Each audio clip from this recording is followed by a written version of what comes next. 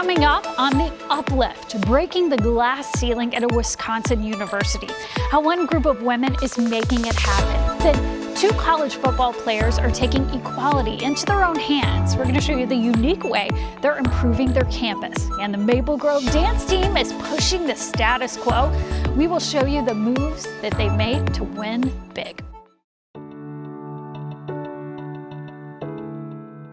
Welcome to the Uplift. In this digital series, we're going to be sharing some of our favorite stories that we hope will put a smile on your face. It's our goal to lift your spirits here for at least the next 30 minutes and hopefully a lot longer. I'm Susan Elizabeth Littlefield. Thank you so much for being with us.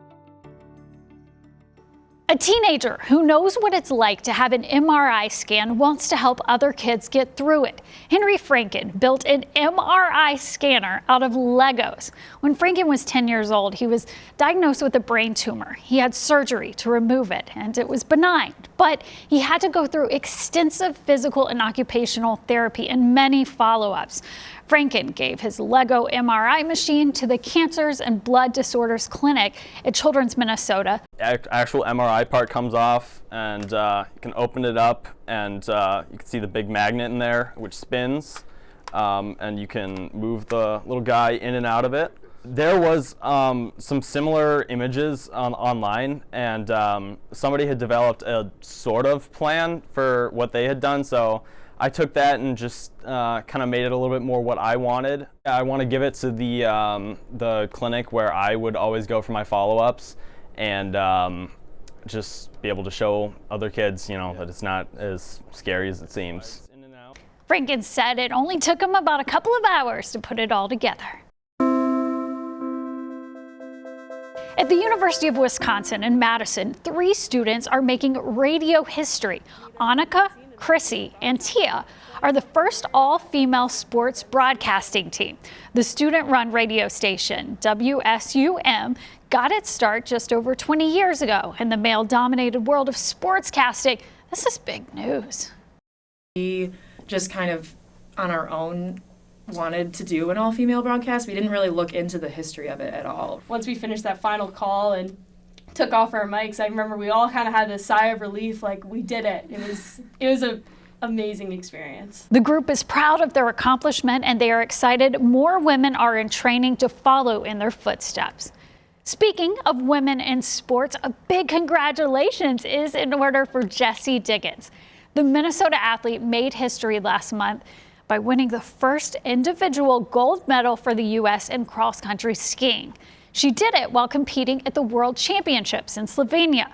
She won her race by just 14 seconds over a skier from Sweden. A huge congrats to you, Jessie.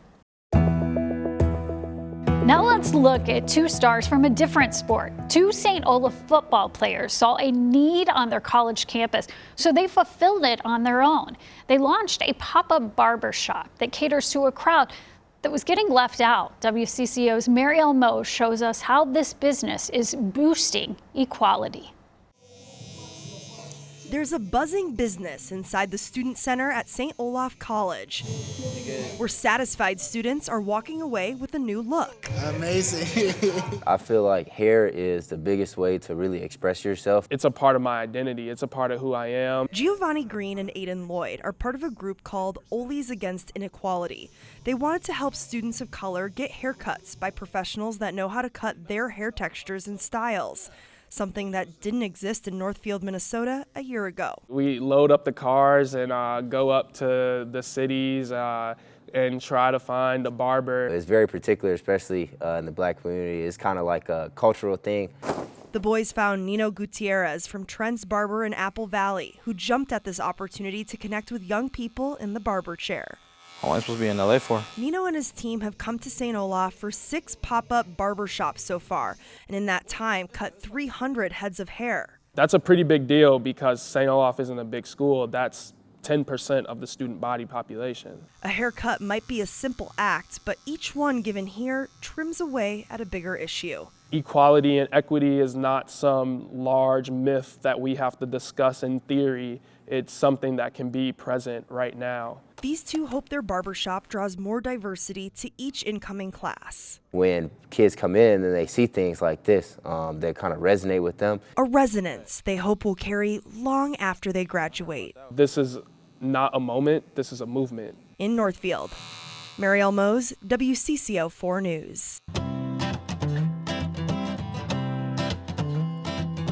The Maple Grove High School dance team took home first place in the Jazz State Tournament this year, and they did it with some help from a new team member who is pushing boundaries.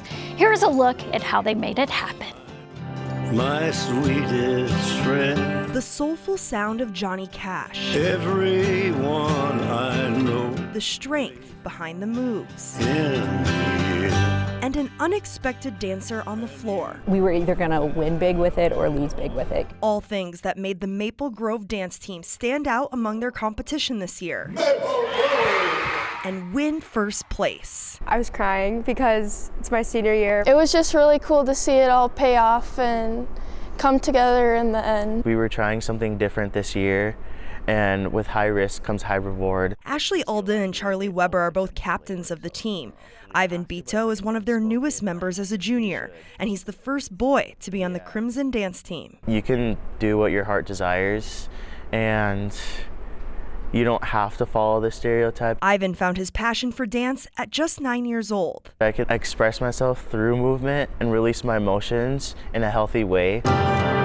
While his skills are an undeniable asset to the Maple Grove dance team, his coach says he brings much more. He's even kinder than he is talented, and that says a lot because he's just one talented kid. Competing and winning in front of thousands at Target Center shows other male dancers what's possible. I didn't know doing what I loved could inspire so many others to follow their passion. Ivan credits his bravery to walk his own path to his parents. They always told me in the end to honor my truth, and that's what I did.